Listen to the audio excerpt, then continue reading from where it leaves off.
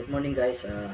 This video po is regarding sa Shenzhen Visa application guide and tips sa mga first time po, sa mga walk-in na pupunta sa Visa Center.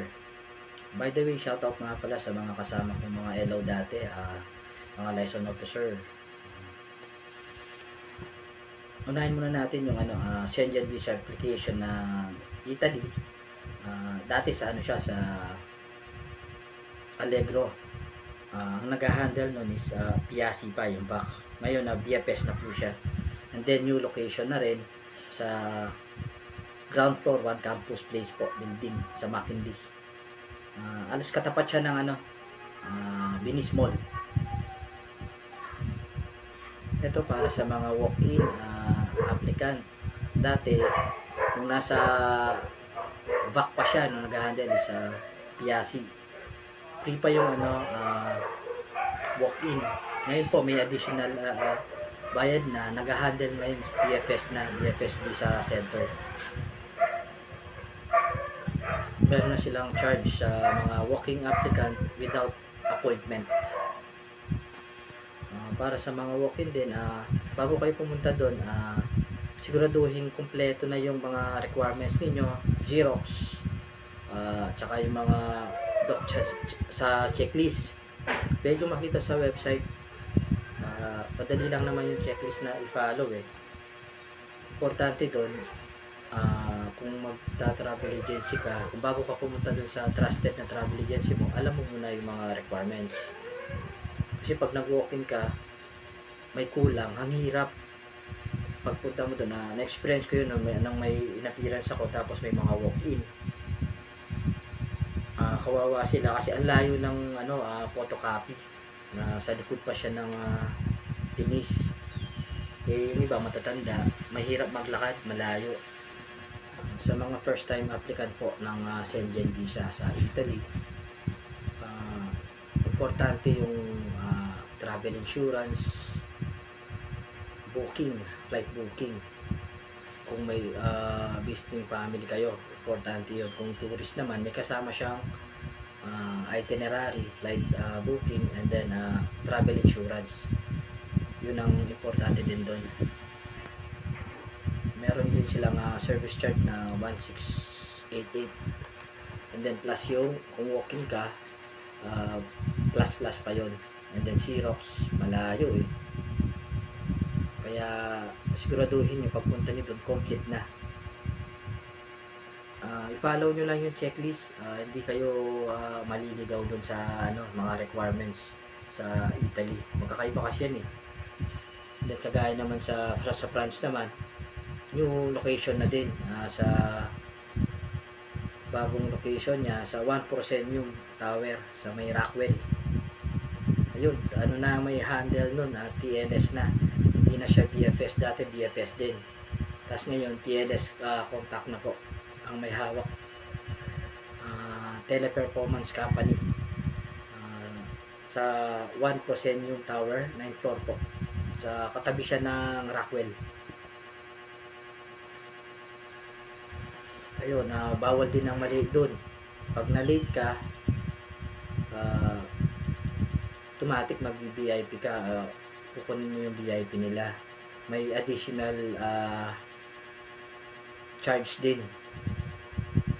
Hindi kagaya dati na tawag dito, bibigyan ka ng allotment na oras para makabalik. Ito na ata 15 minutes lang. First time ko kasi mag-appearance doon, ang daming na late sila na nag-VIP. May pit yung TLS, yung bagong visa center ngayon ng France. Sa UK naman po, nasa naman siya ngayon, ang visa center niya sa circuit sa Ayala Mall. Lumipat na din. Dati sa sa Eco Plaza.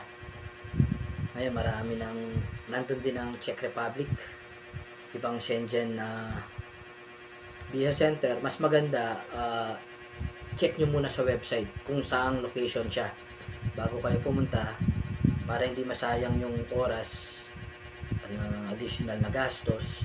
At least yung bago ka pumunta doon, may dala ka ng mga requirements at least complete na, or kung pupunta ka sa mga trusted na travel agency nyo, meron na kayo dala-dalang requirements. Madali lang naman, basta sundin mo lang yung checklist, tiwala lang yun.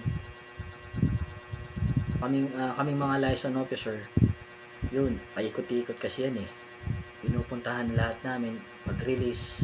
Ngayon pwede na courier, may additional din sa circuit yun, may bayad, meron silang sariling mga Xerox machine, hindi kagaya sa iba malayo, may additional lang, medyo mahal lang, pero ano na siya, comfortable naman, nandun ka na sa mismong visa center. Ito guys, pag nagkaroon kayo ng visa, ganito rin siya, mga Schengen visa. Kung first time ko nagkaroon ng Schengen visa, yun, makapunta. Ang apply ko nito is sa nag-apply ako sa BLS Spain. Doon pa rin siya sa dati niya.